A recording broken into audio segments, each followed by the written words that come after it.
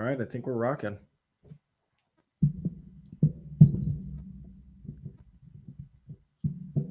What's cracking, everybody? James Koh, TJ Hernandez here with you from 4 for 4. And we welcome you in to Best Ball Live.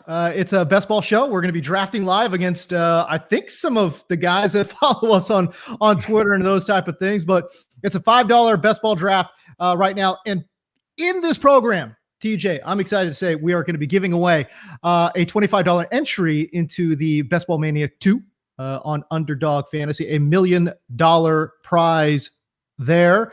I'm excited, man. I don't know about you, but I'm jacked. Yeah, I'm excited too. I mean, I actually haven't done that many, I guess you would call these cash games. Like you said, I've been firing up the Best Ball Mania drafts myself. We've been doing a ton of research and content on those at 4 for 4. But we're rolling here. You're at the 1.5, so go ahead. I'm excited, man. Let's do this thing. And just overall, what are some strategies that you're thinking about as you kind of sort of go into these best ball, type drafts? Yeah, I mean, one thing that I'm always prioritizing is roster construction. Right. You got 7 seconds here, James. So what I'm really looking to do is build around positions rather than players. Like when we play redraft fantasy football, a lot of times we're drafting, especially the regular drafter, maybe they're only drafting 1 or 2 times. So you're really just trying to get your guys. And in best ball, especially if you're playing high volume, I'm building a portfolio of players and not necessarily targeting specific players all the time, but targeting a certain roster construction. So like we've laid out on 4 for 4 in this format, with 18 players on a team, you really need to not only maximize your floor, but maximize your ceiling. I'm up here at 1.08. So this is actually an interesting spot for me. I'll get back to my strategy here, but I mean, after those top 3 or 4 running backs, I think there's a lot of ways to go. Oh my God. Yeah. In these drafts, like I don't think you have to nail down a running back here. So we got Tyreek Hill available at 1.08. Travis Kelce still there. A few of the running backs. I like pieces of that Chiefs offense, so I'm going there a lot. But getting back to the roster construction, looking for 2 to 3 quarterbacks, somewhere in the range of 4 to 6 running backs, depending on how early you take stabs at running backs. Anywhere from 6 to 9 wide receivers, and then 2 to 3 tight ends, depending on how you start at tight end. So I'm really focused on roster construction, these things, and really my strategy doesn't vary that much from my best ball mania rosters compared to these. Again, we call them cash games because I'm still shooting for first place in these, the top 3 pay out, and you still need to beat 11 other people in your league to get first place. So I'm still implementing stacks. I'm still looking to pair certain offenses and look over that roster construction. Best ball mania, I might force some stacks a little bit more, especially because I'm planning on max entering that contest. Whereas these, I'll kind of let the value fall to me. But that's really what I'm thinking about in these best ball leagues. There's a couple of things that I want to kind of piggyback on there too. It's like, yeah, we will stack, and obviously depth is always huge in fantasy, regardless of what format you play. But I will say this: if you take a quarterback early, boy, you're really not thinking about quarterback until like at the very end of your draft. If you take a couple of powerhouse running backs early too, it's like, hey, listen, if one of those guys goes down, I mean, your season's basically done. It's not like season long where you're worried about the playoffs. It's like, no, this is best ball. So you've got to accumulate as many points as possible. And if one of your top guys does go down, boy, it is really hard to recover, because again, there's no free agent pool. There's no pickups. It's just, you play with what you got. Yeah. And the strategies that we're going to talk about here and that we've laid out in the content of 4 for 4 is really contingent on the fact here at 2.05, really interesting spots here.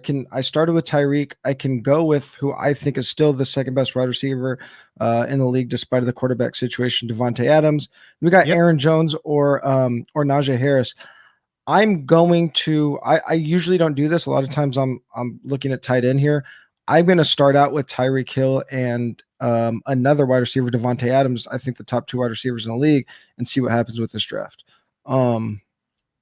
But yeah, like you were saying, there's no league management. So a lot of the stuff we talk about is contingent on playing multiple leagues, playing a bunch of best ball leagues. Even if you're playing $1 or $3 leagues, if you can get into 20 or 30 of these things, the natural variance of your draft position is going to kind of account for that injury risk where the waiver wire trades are going to make up for that in a traditional redraft league. I'm honestly torn here because I really love Najee Harris, but I think Gibson provides. Golly, man, this is tough for me. It really is, and I think what I'm going to do is I think I'm just going to go with my guy that I think. Oh, golly, this is tough for me. I'm going to go with the guy that I think is going to catch a lot more passes in that offense, and I think just more of a well-known commodity in Antonio Gibson. For sure. I mean, if we've looked at some of the stuff we've already written on 4for4, Washington is kind of an early favorite to be one of those value offenses. Obviously, we're talking about Antonio Gibson here in the second round, but they've just done a lot of things. A lot of people are looking at the wide receivers they've added. Fitzpatrick obviously has a lot of upside. Is the key, man. Yeah, and is the key for me. One of the most underrated things they did this year is really address that offensive line. They could be a really solid unit this year. They spent a lot of money and some draft capital on the offensive line this year. This draft obviously flies a little bit, but before we run out of time here, want to say, look, we are going to be at some point giving away a $25 entry into Best Ball Mania 2. It's $1 million first place prize in that. I think it's 3.5 million total prize pool. But we're going to be giving that away. All you got to do is guess either one or my or TJ's 5th round pick. But to be eligible, you do have to be following myself and 4for4 on YouTube. So if you are watching us on YouTube, please subscribe. That'd be great. And let's get it going that way. But yes, all you have to do, by the way, is drop your guess with your Underdog handle into the comment section, and we will kind of sort of scan that stuff and go from there. Oh gosh, I'm up again. You're on the clock, and this is going to be fun. I can't believe Justin Jefferson is still on the board. Yeah. I absolutely love this pick in the 3rd round. Yeah, we're going to have a really interesting back and forth here because you started 2 running back, I started 2 wide receivers. So let's see who dug themselves the bigger hole. Well, I mean, the problem is I would love to go wide receiver heavy early in my drafts. If I'm getting a pass catching running back, though, I feel great about it. But I will say this, boy, there just seems to be such a depth at wide receiver, all across the board, especially, I don't know what you think, TJ, but I just feel like with the quarterback movement and, Trevor Lawrence going to Jacksonville, Fitzpatrick going to Washington, the wide receiver movement across the board, the Jets, getting Zach Wilson, Carolina getting Sam Darnold. There's a lot more viable pass catchers, it seems like, in 2021. Yeah, I mean, it feels like the position only gets deeper. I'm on the clock here, and I'm debating between starting full on 0 running back, which I'm going to do with Terry McLaurin still on the draft board. We just talked about Washington there. So really going a full on 0 running back approach here. But I love it. Love it. The position only gets deeper, and it really does line up with what we talk about in these best ball strategies that even if you don't jump off with running back really early in your draft, still sticking to like 5 or 6 of them, because in any given week, you only have, in theory, usually 1 viable running back per team. Some have 2, but for any offense, 3 to 4, including the tight end, pass catchers can go off in any given week. So that's why we like loading up at the position. That's why these positions get deeper. And we're seeing less and less of these guys that are commanding 30, even 27, 28% target shares. Back in, when Antonio Brown was doing it, maybe we had 5 or 6 of those guys. It feels like we only have 1 or 2 now. So that very high end wide receiver 1 target share is disappearing a little bit, and we're seeing it spread more to the wide receiver 2s and obviously wide receiver 3s and tight ends. I kind of sort of love the fact that you have gone 0 RB here, because to me it just opens up a lot of what you want to do in these middle rounds. And obviously championship rosters are made in the middle rounds, TJ. Yeah, absolutely. And we we still have enough running backs deep in the draft. I'm going to go with Mike Davis here, who we have ranked pretty high at 4 for 4. So waiting for the 4th round till my first running back doesn't necessarily mean I'm going to keep loading up on them. But there's enough, even in half PPR like this, there's enough pass catching running backs and running back committees where you can throw some late round darts, even if you miss on running backs like I did in the first 3 rounds. Remember, in best ball, again, we're not setting our lineup. So if we do go with this type of strategy, when you're looking to hit on a lottery ticket, and now when those do hit, you'd need one of them to hit, and a lot of time that alone can be a league winner if you have just enough usable running back depth elsewhere. Jamar Chase going a couple picks before me absolutely hurts my soul. I wanted Jamar Chase here, man. That would have been great. And as you could tell, look, once you get outside the first 3 rounds, it starts to get, the decision-making process gets a lot more difficult. Yeah. You guys know this, everyone who's watching this stream right now. And for me, it's like, I'm looking at like guys like Julio Jones right now, Robert Woods, very enticing. I think Tyler Lockett for my money, if we're talking about best ball, if Seattle doesn't draft, somebody like who, or doesn't pick up Julio Jones, I think Tyler Lockett to me is a very interesting pick. And again, I'm going best ball format. I think I just, oh, there we go. And I'm looking for those guys that can hit home runs each and every week. And again, is he the most consistent player? No. But as we saw last year, there are certain weeks where he's dropping, 50-point bombs. I'll take it. Yeah, and again, best ball, you don't have to guess when those weeks are. And a player like Lockett, he's tied to one of the most efficient passers, not just in the league, but in history. We've seen this team be able to live off of the deep ball with limited passing. And who's to say that they don't go back? Remember, in the first half of the season, a lot of people always want to knock Schottenheimer and Carroll for leading on the run, and they did in the second half of the season, but we saw an 8-game sample where they were going crazy with the pass. So we can't say that they're not going to try that again early in the season, because they were very successful with it, kind of went back into their running comfort zone. We saw it hurt their offense. Well, and the other thing too is, remember, they got rid of Schottenheimer. They got Shane Waldron now from the LA Rams. I think, to me, Russell Wilson let it be known in the offseason, okay, we want to get back to passing the ball. I want to be the focal point of the offense. And to me, it just seems like that's what kind of sort of Seattle is okay with doing. Now, can they shore up their defense to let Pete Carroll be more comfortable doing that? And you're saying, well, why is that the case? As I'm coming up here, oh my goodness. Oh yeah, Deontay Johnson. That's an auto pick. Come on, bro. Yeah, in 5.5, come on, bro. That Deontay Johnson, that's an auto pick for me. But going back to Seattle, I think they were very comfortable saying, okay, if we could shore up the defense a little bit. And why are you saying, well, why does the defense matter with the offense? Well, Pete Carroll, Seattle's defense in the first half of the season last year was abysmal. As a matter of fact, it was historically bad. And I think Pete Carroll was not comfortable with that. They didn't have the depth. They didn't have the players to make that defense work. And so that, to me, was a clear indication why on the back end of 2020, they wanted to run the ball more. They were trying to protect their defense a little bit. And I think they did that. I think they did that quite a bit. So if they could bring a little bit more balance on the defensive side, I think it will encourage Pete Carroll. It will encourage Shane Waldron. It will encourage the Seattle, coaching staff to be able to air it out a little bit more.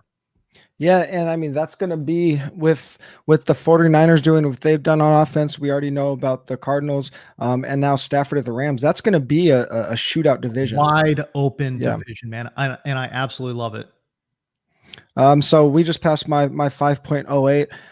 I went ahead and kept adding to the strength of my team. Odell Beckham is my wide receiver 4. There's a lot of questions around Odell, obviously the injury, but with Baker, with the 2 running backs, with Odell and Landry, I like that offense as a whole. People aren't really going to know what to do with Odell. We know he has crazy upside when he's on point. We saw Baker finally get it going last year. So in these situations, if I start with more of a balanced draft or a running back heavy draft, not too excited about Odell there. When I'm getting him as my wide receiver 4, when I start like this, those are the teams. Those are the teams where I want to nail down players like Odell. This whole range, really, the DJ Sharks, the Robbie Andersons, the Will Fullers. I'm way more comfortable with these players when I start wide receiver heavy. Yeah, no doubt about it. And again, you're talking about, you don't have to know when the blow up games are going to happen, but you kind of sort of figure they're going to happen at some point here. You know what I mean? And in best ball, you'll love to see that, man. That's the absolute best. Yep. So we're kind of getting into the 6th, 7th round. I think one of the biggest adjustments that people that are new to best ball leagues might notice is quarterbacks going way earlier than they expect. Obviously, the Mahomes and the Josh Allens are probably going to go early in any league. But as I mentioned up top, we're talking about roster construction. Every team needs 2 or 3 quarterbacks, or should be drafting 2 or 3 quarterbacks. So that's naturally going to, and same for tight end. So that's naturally going to drive up the value of those guys a little bit.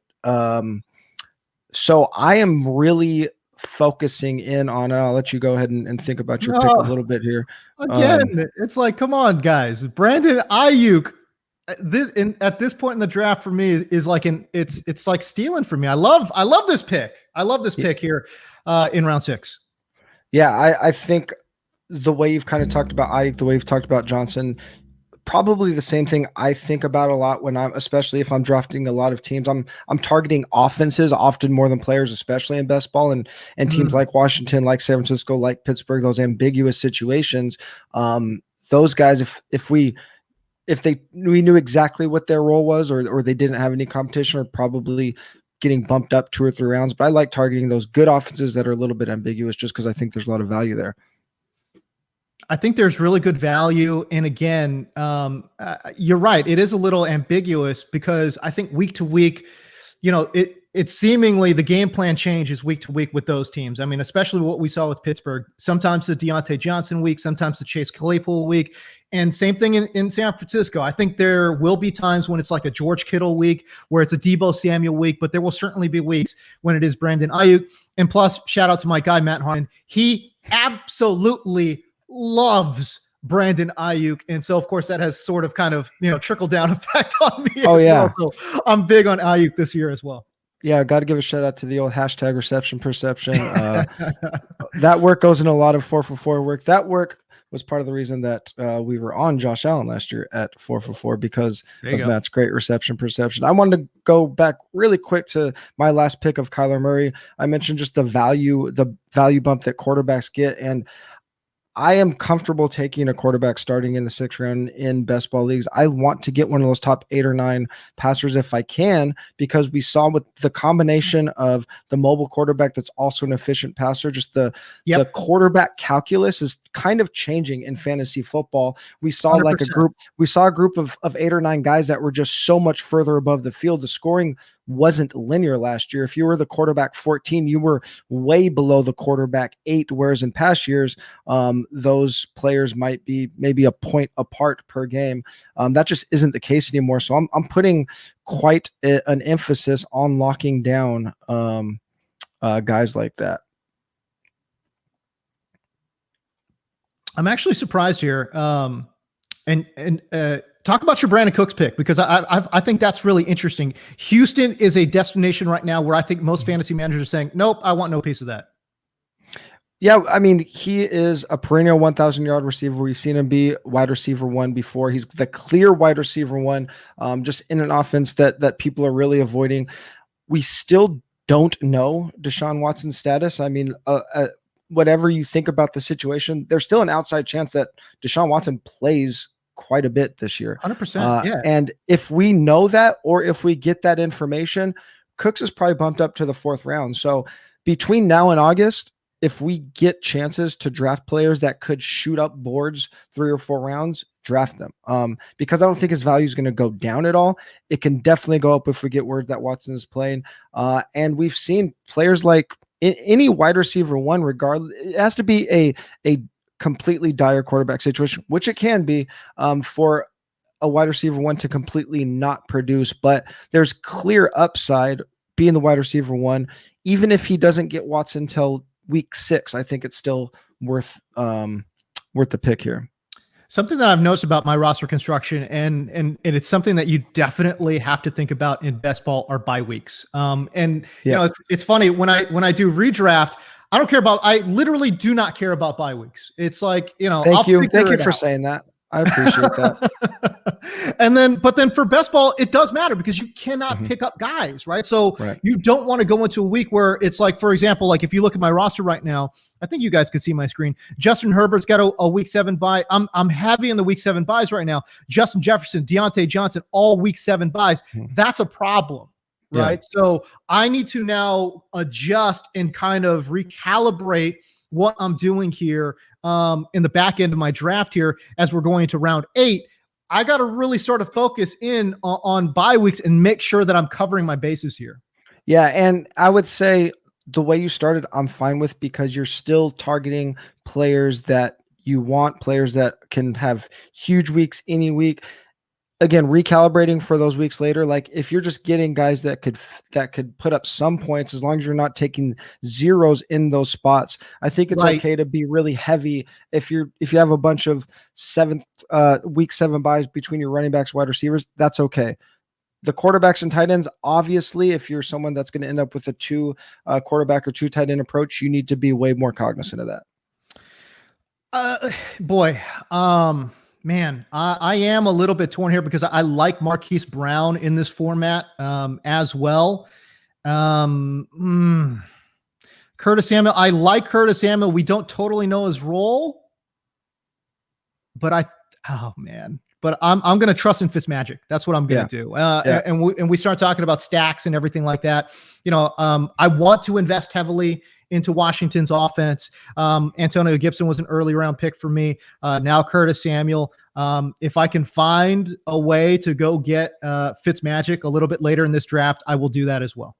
Yeah, and even if you can't, I mean, ideally we're stacking a quarterback with a pass catcher and to a lesser extent a pass catching running back.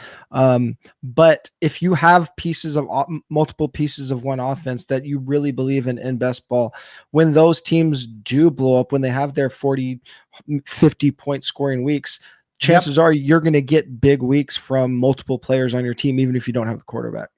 And not only that, I think about that Division II, TJ. It's like, you know, the Giants, Dallas was historically bad. The Giants got James Bradbury, which is great, but he's not going to be on Curtis Samuel ever, right? So it's like, you know, that division to me, Philadelphia has got a lot of question marks on defense as well. So to me, that is a wide open, or at least it can be a wide open division for a quarterback like Ryan Fitzpatrick. I don't know, man. Like he might have quite a few 2, 3, 4 touchdown games in 2021. Oh yeah. Yeah. I mean, we've seen it hit with him before, obviously a couple years ago with the Buccaneers and this team. I mean, we've talked about the wide receivers. You throw in Logan Thomas and even JD McKissick, and there's a lot of players that could catch the ball in that offense. Right. No doubt. I kind of like the fact too that, you know, that they, got Ron Rivera, and Ron Rivera has really kind of sort of evolved his offensive approach. I think he's kind of sort of let his offensive coaches take the role there. As I got to make my pick here in round 9. I am not 100% sure where I want to go. This is a little bit off the board, off the menu for me. I just like the player, and I'm not 100% sure about his role, but I do like the player quite a bit. Michael Pittman in Indianapolis. I'm almost kind of sort of regretting that pick almost immediately because I wasn't really prepared for it. But I you know, obviously he's got a chance. You know, Carson Wentz now there in Indianapolis. Will they open it up? Nick Sirianni leading the way. We'll see. We will find out for sure. Yeah, I was really nervous I was going to get sniped on this pick here. Tony Pollard is one of my favorite 0 RB targets. Hey, there you go. Even though he's my RB2, I mean, we saw how explosive he could be last year. Obviously, Zeke is there, and I think if you believe in Zeke, he's actually a good value himself going down to the bottom, Oh yeah. bottom portion of the first round. But Tony Pollard is, I think he's going to have standalone value. I don't think Zeke automatically comes back to his 22, 23 touches per game. And then obviously if anything happens to Zeke, huge upside there. So when I start a true zero running back approach like I did, I mean, we're not just looking for those situations where a guy could become an RB1 because of injury. We still need a little bit of standalone value. When you get both of those, players like Tony Pollard is a fantastic target. I love that pick. I absolutely love that pick.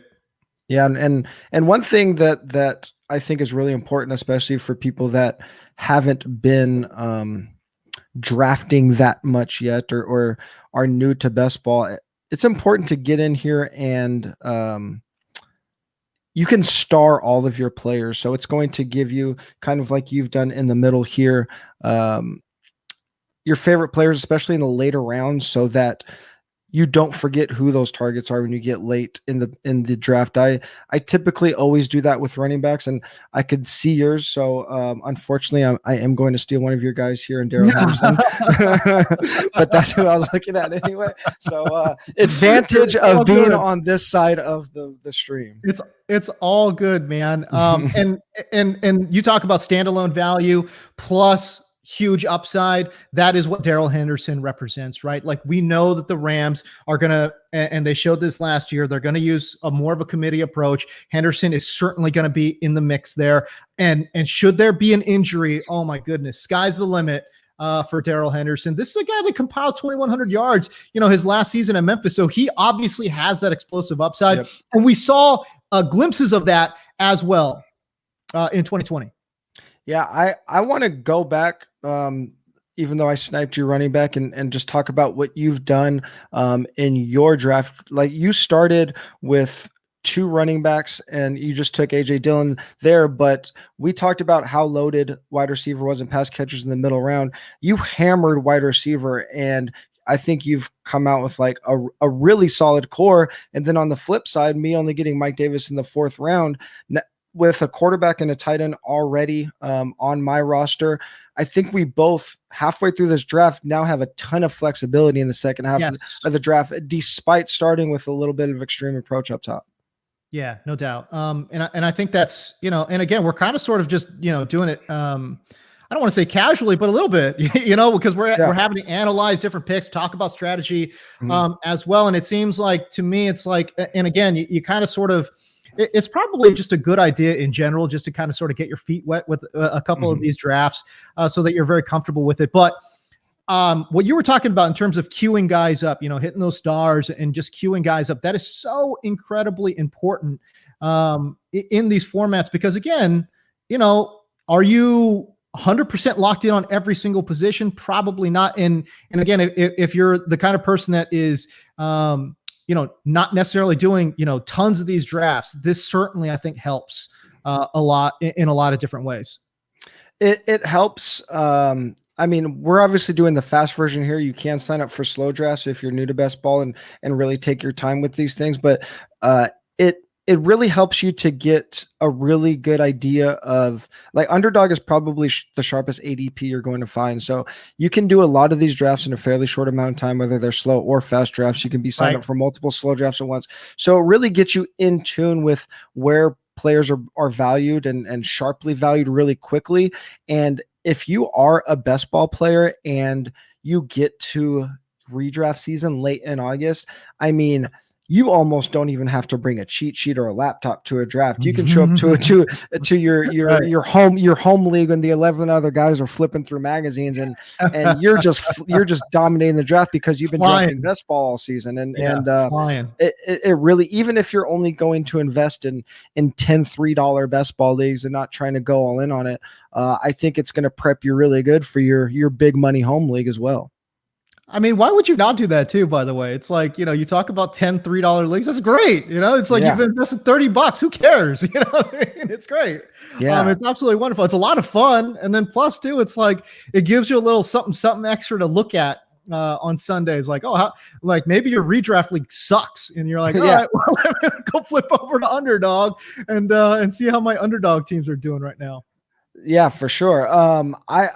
So right now, we're kind of at like that point where there are a few quarterbacks left, but if there's a little bit of a run, you could get to some really lower tier quarterbacks. So I wanted to go in and lock in my quarterback too. And I don't have strong feelings about any of these guys. I really like Tua in the Miami offense, but I saw Baker Mayfield sitting there, and I talked about Odell earlier, so it gives me a little bit of correlation in my lineup that I really don't have yet. So that's kind of my thinking process. When I know I'm going to be building a ton of these teams, I'll bump up a guy in this situation like Mayfield over a guy that I might like straight up, like Tua, just because I have Odell on my roster already. There's to me still a lot of really intriguing tight ends on the board here. And you know, I just obviously highlighted Jonnu Smith, Rob Gronkowski, I think is still there. Blake Jarwin to me coming back from injury. Oh my goodness. I'm very intrigued there. And Jared Cook, you know, good old Jared Cook. Like, what is this guy going to do there as a Charger? So look, obviously it's not like all these guys are kind of sort of the same to me. Jonnu Smith, Blake Jarwin, Jared Cook, Gerald Everett, who I think is a very good player, and fits a lot of what Seattle wants to get done. I think he's dimensional, versatile dude. And I think he's going to be on the field quite a bit there in Seattle. Now, will he see a ton of targets?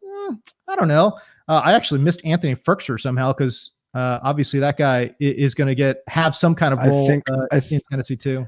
It's like you knew where I was going with that. I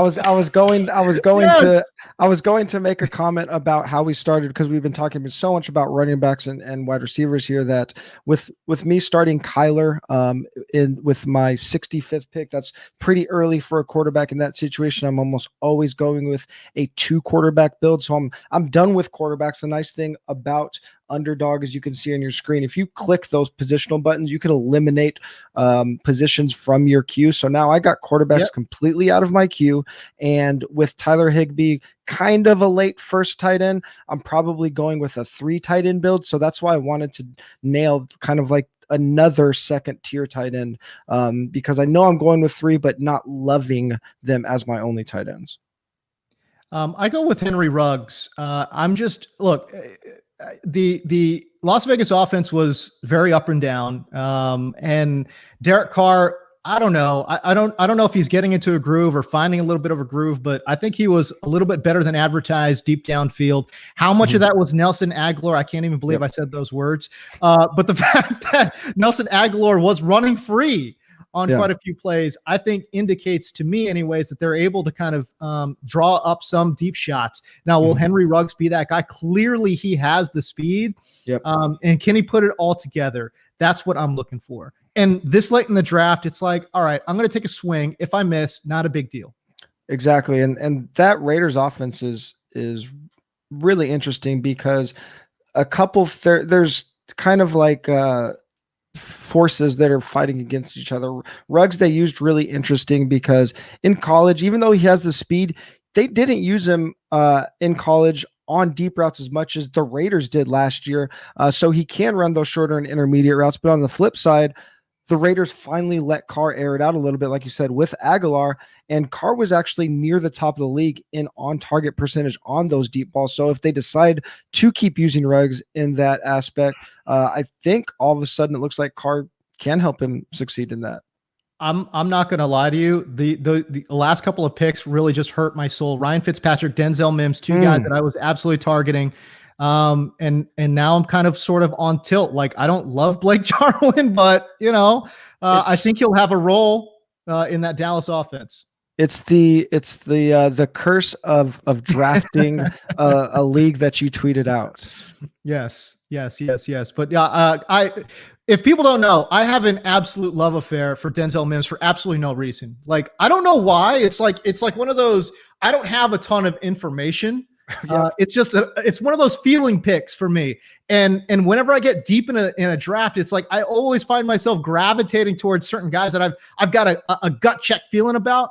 And for whatever reason, Denzel Mims is that guy. He's got a huge catch radius. Zach Wilson is a guy that throws it up. And to me, I think he is more than Corey Davis, the true X receiver on that offense. And with a guy like Zach Wilson, who has no problems throwing it into coverage, I think Denzel Mims has a chance. Yeah, again, like we talked about earlier, looking kind of for those ambiguous situations, and Mims is a guy as a rookie that I think a lot of the community liked and was stuck in an offense that had a bad coach and a bad quarterback. So right. I think he's one of those players that when he did flash, but also you kind of have to give him a mulligan and see what he can do in the system. We're getting into an area now where it's like you guys can see my screen, I think, and quarterback gets really interesting. You know, we're around 14 right now. Daniel Jones still being on the board, I think, is tremendous value. If he's still around when I'm going to go pick, I will, pretty much auto pick that. But there are other guys, like as you mentioned, Deshaun Watson. It's so interesting to me here because we're in the 14th round. There's a chance that he either misses a good chunk of the season, maybe he misses all of the season, maybe he misses none of the season. And so to me, it's very interesting what we're kind of sort of looking at in terms of value. I think Sam Darnold working with Joe Brady in Carolina, I think presents to me tremendous value here, late in the 14th round too. Yeah, a lot of these guys, I mean, it's going to be hard, obviously, in the 14th round of a draft with no defense and no kickers, and everybody's loading up multiple positions. Right. We're looking at a lot of dart throws. I think I think this portion of draft, especially in best ball leagues, where a lot of people get lost and where a lot of people hurt themselves, even if they're good at roster construction, they look at these median projections or what they expect out of a player instead of looking at the range of outcomes. And a lot of times these known assets, these veteran players that are 5-6 years in the league, sure, they might get you 6 to 7 points a game, but that might never show up on your best ball roster. They're never going to get you the 12 to 15. And people might say, well, I don't want this guy that's going to get me 0 points. Well, guess what? In best ball, that 6 points is as good as 0 points because it's not making it into your starting lineup anyway. Yeah, that's a great point. I love that. I love that. I love that you said that, man. And like I said, for me, we're talking about late in the 14th round now, Daniel Jones, which is nice because, I'm pairing him with Justin Herbert, and the legs of Daniel Jones, I think presents, some upside. Justin Herbert can run it pretty well too. So they've got differing bye weeks, which is something that I was looking for, no doubt about it. And this is kind of sort of how we're off and running. Like, obviously it's funny. I started my draft so heavy in running back. I ended up with a super heavy wide receiver team. And I don't totally know how I feel about that. I clearly need a little bit more depth at running back. I've only got 4 of them. And one of them, Alexander Madison, is kind of sort of a handcuff. He's got almost no standalone value. Yeah. I will say that, again, starting the way you started, I mean, I think you probably go 5 with your build, but like you mentioned at the top of the show, and again, this is why we set these parameters for like roster construction strategy on 4for4, and we have coming out shortly for running back specifically how you should be targeting the position based on how you start. You don't need, even with your start, you don't need to have a ton of depth. You don't need a 6 running back, because if one of your top 2 running backs goes down for the season with no roster management, you're probably screwed anyway. Yeah. There's no way to recover from it. And again, I think that's where a lot of new best ball players, they're worried about the downside. We're playing all for upside. Best ball is a war of attrition. If you played any best ball last year, go through and look at your leagues and look at the league winners. Those guys are going to have a lot of zeros on their team, but they had enough to fill out their rosters. They had starters. Obviously, if you hit on a Travis Kelce or that kind of player, you're going to have a better chance to win. But just a lot of people are drafting in a way that doesn't give them a chance to even overcome those zeros. I got a little bit distracted in all this talk. I was going to take Chuba there, but that's okay. I ended up with Deshaun Watson for the reasons that we had laid out before. We're talking, middle of the 15th round. And yeah, he could absolutely be nothing. He could absolutely not play a single game. But you know what? In the 15th round, I don't care. It doesn't, to me, that doesn't really matter. And again, roster construction wise, I kind of sort of wish I didn't have 3 quarterbacks, but that's okay. We kind of sort of get by with what we do. Yeah. So I'm going to go ahead and take your guy again there, James. There it is. Sorry, we're all no, over dude, the, it's all good. over the That's same the guy guys I was here. gonna go. I mean, that's where I was gonna go. I actually got the pick there because I think it is tremendous upside. It's upside, and with my roster again, I started Mike Davis as my running back one. I think Tony Pollard and Daryl Henderson, even JD McKissick, they're going to provide some standalone value. We've seen McKissick be a huge pass catcher, and Henderson and Pollard, they're behind obvious starters, but they're not in deep backfields where there's an RB3 that's going to be cutting into their time. Chuba Hubbard's a straight. He's a straight lottery ticket. But if he hits, clear, he's would be this year's Mike Davis. If something happens to Christian McCaffrey. So that's the thinking there. Also a little tilted that Philip Lindsay didn't fall to me. I was kind of watching that Houston running back situation with my last pick, actually, with JD McKissick. I kind of wanted Philip Lindsay, but couldn't take Philip Lindsay with David Johnson still on the board. That's probably bad process, but it just felt weird. And then he goes off a couple picks later. So it was interesting to see David Johnson and Philip Lindsay go so close to each other. David Johnson's been going a little bit earlier in draft. So that was actually an interesting little sweat on that position there. Yeah, no doubt. I'm obviously hurting now, but I'm looking at tight end at the late part of my draft here because I've obviously punted that position. I've only got Blake Jarwin right now, which is not ideal. I would like another, one, maybe two. There are certain guys that I would, again, all I care about are upside weeks. I think Eric Ebron is somebody that could give me an upside week there. And there are other guys that I kind of sort of like Jack Doyle, who I don't know. I just feel like his game is going to work really well with Carson Wentz, and I could be completely wrong. But again, when we're talking about this late in the draft, if I whiff, I'm okay with that. Colts are a weird one for me because we've seen the Carson Wentz trajectory or roller coaster. It isn't completely unprecedented.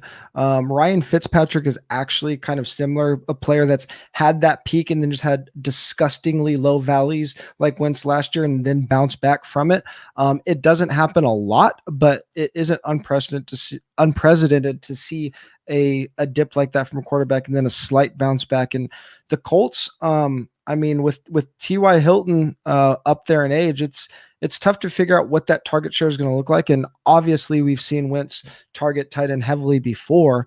And we've seen Jack Doyle be a fairly efficient tight end in terms of fantasy scoring before as well. So that's an interesting one. You talking about him. I rounded out my tight end group with Dawson Knox. I think Higbee and Ferkser should be relatively consistent guys for their price. Knox is one of those players where I just want guys that are tied to crazy good offenses, and anybody that knows anything about me knows I love Buffalo's passing offense. How could you not? They lost John Brown. There's going to be a lot of touchdowns to go around. I don't think they're a huge regression candidate, even though we saw Josh Allen take the huge leap. His touchdown rate was still only 6.5%. That's high, but it's not one of these years. It's not one of these years where a quarterback like Aaron Rodgers last year had a 9% touchdown rate, or Lamar Jackson 2 years ago had a 9% touchdown rate. Their offense changed. He was throwing the ball well, and Brian Daboll said, listen, we're going to throw, and that's all we're going to do, and stop it. It's not like they had relatively low volume and Allen was just throwing touchdowns at an alarming rate. It was a reasonable rate. And even if it drops down to 5.5%, 6%, he's still a guy that can approach that 40 touchdown mark. So I'm not on, maybe I'm biased, but I'm not on the Buffalo regression train. No, I'm not either. I got to be honest with you. My build right now in the back quarter of this draft has been abysmal. I wish I had paid attention a little bit more to the running back position, and now I'm like starving there. It's like I need somebody that can do something in terms of an upside play, and I'm not 100% sure who that might be. But is Marlon Mack going to be somebody that for that Colts offense that gets a little bit of work? I mean, he's got to recover from his injury. So, that's more of like a late season play for me, right? Where like, okay, obviously going into last year, they had no problem, going with a 3-back rotation, and Marlon Mack obviously got their early nod. Can he come back from that devastating injury? That is something that we're going to watch. I'm kind of in a similar situation where I'm looking at really, really deep wide receiver picks. I'm pretty much done with all position except for wide receiver. Van Jefferson is interesting as a wide receiver 3 for me in an offense that just got Matthew Stafford and has an ambiguous wide receiver 3 spot now. Deshaun Jackson is there, but again, I think an offense that could be an interesting passing offense. Well, I mean, let's not count on Deshaun Jackson playing 16 games, at this point, or even 10 in his career, right? Or even 5. Yeah, I mean, we're at the point in his career where I think he's tremendous. He's a tremendous player, and certainly one of the best deep ball players of all time. Yep. That being said, he's getting long in the tooth. Health has been a concern for the past 3, 4, 5 years, and yeah. At this point, can we just say, I think it has become clear in a Sean McVay system, rookies don't get play. And we saw that with Daryl Henderson a couple of years back. People were super high on him. He did nothing. Van Jefferson, people were super high on him, and he really did nothing last year too. Although in glimpses, we saw the potential. And for you to get Van Jefferson this late, I cannot tell you how much I love that pick. And I think he's got tremendous ability, and I think he's going to fit perfectly into what the Rams want to do in that offense.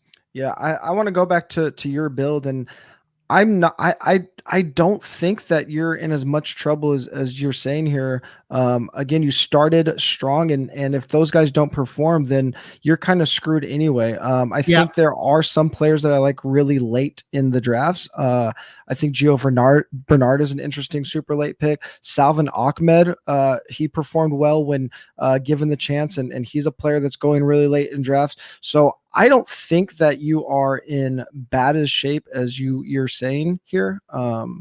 But I didn't realize I got auto drafted, I believe. Yep, I got auto drafted Jameis because I was talking about your receiver.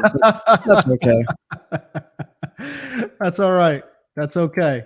And it's like I said, man, it's like, trying to do these while also talking to you guys out there is interesting. It's not as easy as you might think it is. So here we are. I'm down to my last pick, and I kind of sort of do like the Ahmed pick. I'm really torn between Doyle or Ahmed. And for me, I'm actually going to go Doyle, to be honest with you, just because I don't really, if we're playing best ball and we need to get something out of the tight end position, both Blake Jarwin, Eric Ebron have week 7 buys. Jack Doyle for me is somebody that, at least fills that role week 7. And hopefully, like I said, upside wise, I hope he does actually form a chemistry with Carson Wentz. For sure. I was who I would have picked. If anybody's curious, I was kind of scrolling down this wide receiver. I was going to go with an 8 wide receiver build. Allen Lazard at Green Bay, I think, is still interesting because Aaron Rodgers is still there, obviously wide receiver 2. Jalen Guyton could win on the outside, even though the Chargers drafted a receiver there. I think he's an interesting late round pick there. Des Fitzpatrick for Tennessee. They spent middle round capital on Des Fitzpatrick, and there's no clear wide receiver 2 there. So if you're thinking about some last round wide receivers, those guys are pretty interesting to me there. All right. Can we quickly rank our favorite drafted players? Yes, we certainly can. We can take a look at the board here. And the draft is complete, by the way. How do I look at the if you go to oh wait, no. If you go to that little grid right there, yep, that'll pop up. Here we go. Entire draft. Yeah, let's take a look. Yeah, I mean, one thing that I think a lot of people are going to see in this draft and in their redraft, that those first couple rounds are just going to be insanely uh, running back heavy. So I think we're going to see some tremendous wide receiver value, and those are the ones that really jump out to me.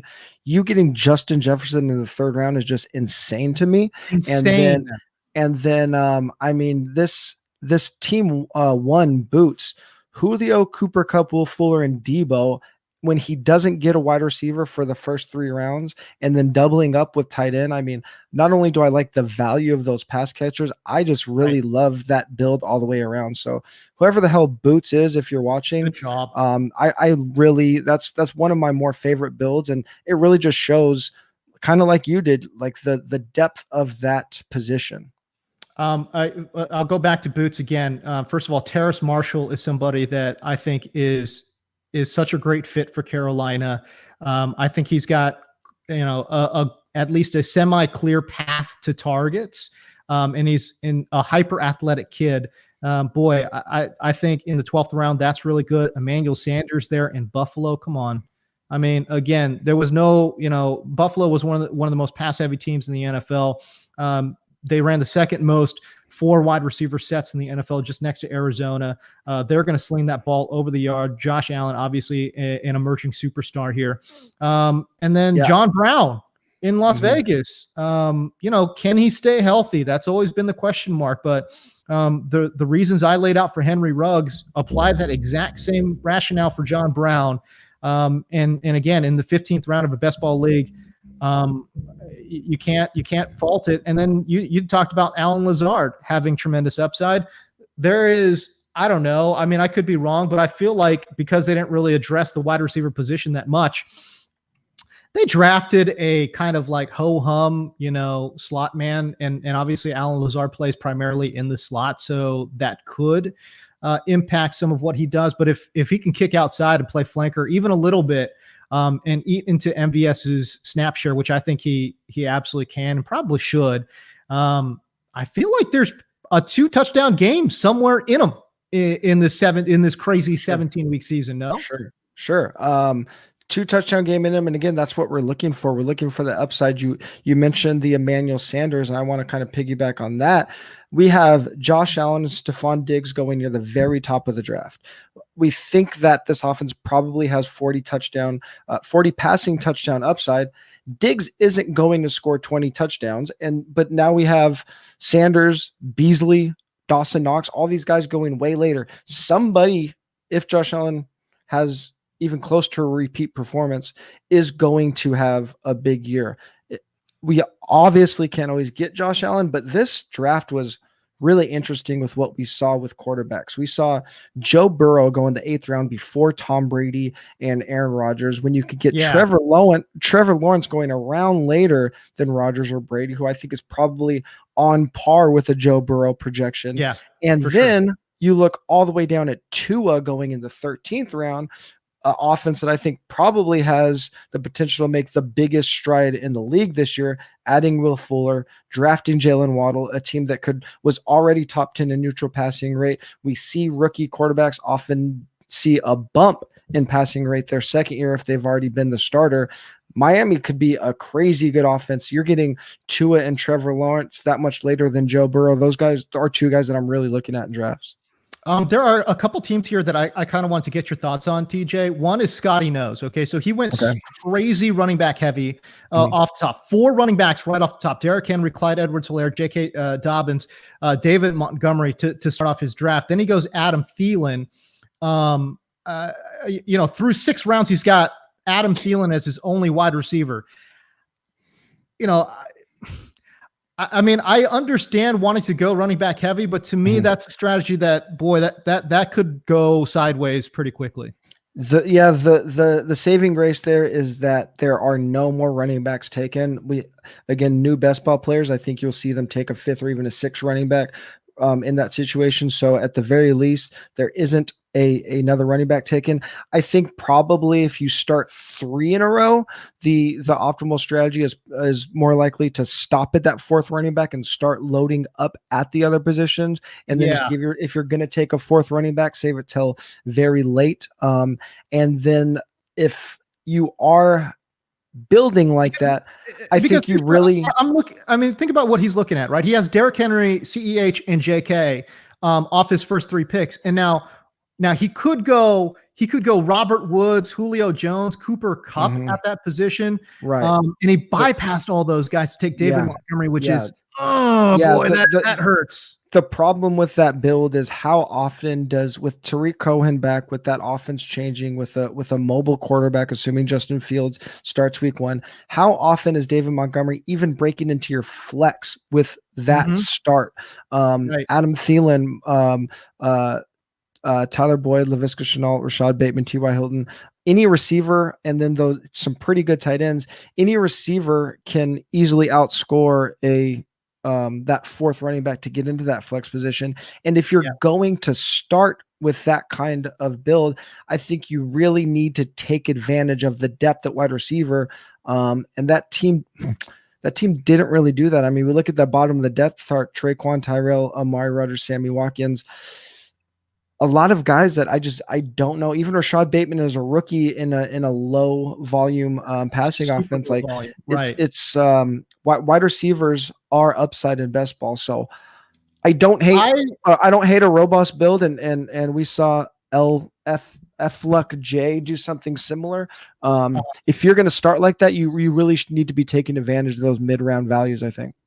Yeah, it's that's a tough build for me. And again, no disrespect, it's just that's a very tough build. And I think it's why if you are subscribing to a site like 4for4, you do have some kind of knowledge of roster construction and how it impacts the game compared to a redraft. These are the kind of things, again, not to knock Scotty Nose or Luck, but these are the kind of things that really give you an edge in best ball, and people aren't exploiting these roster builds when there is no team management throughout the season. These are the kind of things that it's hard for people to wrap their head around how this helps you win when they're so used just to targeting their favorite players.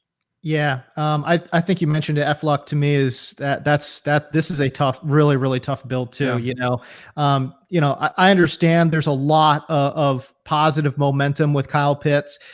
People love him. But for me, I think he's more of a really good real life player. And in fantasy, and again, obviously if they move Julio, there's the target share just opens way open. It's just wide open there in Atlanta, and Kyle Pitts will certainly see a chunk of that. But again, just in terms of taking a tight end in the first 5 rounds, and a rookie tight end at that, it's really tough. And you don't have he kind of sort of lucked out with the fact that DJ Chark fell to him in the 6th round. But he's through 7 rounds, and DJ Chark is his wide receiver 1. Yeah. That's a very, you have to have a lot of things go your way for this build to work out. And so that's kind of what I'm looking at. Yeah. I mean, again, just going through all these builds. We've talked a lot about extreme builds. I think there's some balanced builds that are pretty good here. Team 10 here started with 2 running backs, and then they were able to pair up Lamar Jackson with Mark Andrews a little bit later. I like that a lot. Going back to Boots, stacking, I mean, he lands Cooper Kupp as wide receiver 2, comes back with not just the Matthew Stafford stack, but the Trey Lance Debo stack. I mean, I think I've seen Boots in quite a few drafts. I think that might be a insanely high volume player, but that Boots team just keeps jumping off the page to me.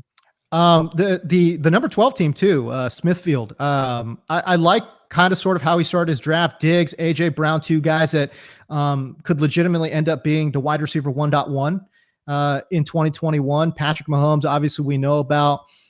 Didn't love Chris Carson, but that's okay. He will certainly get a lot of volume in that offense.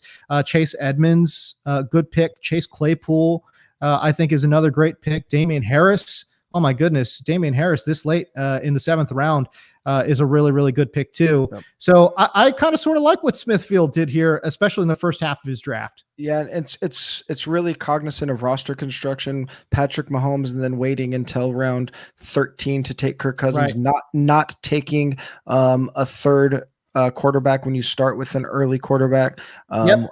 If you're waiting on a tight end like you did, getting 3 tight ends that I think are kind of home run tight ends, pairing up his tight end 1 with Kirk Cousins. So that's a really good build as well. Yeah. So I kind of sort of like what he did. All right. Now I know we didn't get any correct guesses for our 5th round picks, but that's okay. We are going to give away a free entry into Best Ball Mania. Anyways, all you got to do is just basically just drop your underdog handle into the comment section right now. And for those of you who are following both myself and 4 on YouTube, you will be immediately entered into the draw, and we will contact you and let you know if you have won. That we're going to throw all these names into a randomizer. We'll mix it all up. We'll get the lottery ball shuffle going, and we'll let you know if you won. I think I don't know. Sal, you can tell me if I'm wrong here, but I think what we'll do is we'll try to contact you on Twitter. So maybe actually what we should probably do is drop your underdog handle in there and drop your Twitter handle in there as well. I would be surprised if you were watching this program and you weren't on Twitter as well. So yeah, man. So drop those 2 handles in there. Let us know. We'll throw your name into a randomizer and we'll get back to you via Twitter on your DMs. Check them out and let you know if you won. TJ, final thoughts? I mean, I had fun, and it's the rapid fire while you're analyzing it is crazy. But again, I would just encourage people to get in there and do as many of these drafts as possible, even if you aren't planning on playing thousands of dollars in them. They're really educational, and you learn a lot really quickly in these drafts, and it's fun doing it with you, man. Thank you. Oh man, it's been a ton of fun. And by the way, the only thing better than a mock draft is a $3 draft. You know what I mean? yeah. Put a little skin in the game, guys. Come on, man. Like a little scratch. You could do 10 of these drafts for $30. Come on, bro. Just throw a little scratch in there. So yeah, check out all the content is 4 for 4. We have a ton of strategy articles for Underdog specifically. So make sure you check those out before you jump in the league. We appreciate everybody kind of jumping into the chats as well. I know I didn't do a great job talking about the comments that were rolling in. I was like just ping-ponging back and forth between my picks, TJ's picks, and doing the draft analysis and all those kind of things. So anyways, you see it on your screen there. Deposit $10 into a new Underdog Fantasy account. Get a free 4 for 4 Pro sub plus 25 Underdog bucks. Promo code BBL. Why are you not doing this? Why, if you're signing up for, why are you not doing this? That is an unbelievable value. Absolutely use that promo code. But for TJ, I'm James Koh. We will see. We're doing this each and every week, y'all. We're doing it each and every week. Come join us. Have some fun. And I promise I'll get to more of those comments next week. But for now, peace out.